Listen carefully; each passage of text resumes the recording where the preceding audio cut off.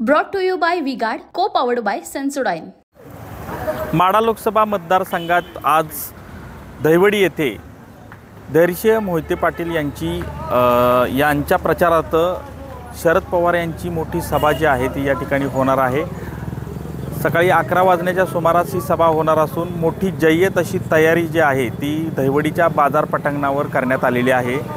एकूणच त्यांच्या विरोधात भाजपचे रणजितसिंह नाईक निंबाळकर हे उभे आहेत आणि हे विद्यमान खासदार आहेत।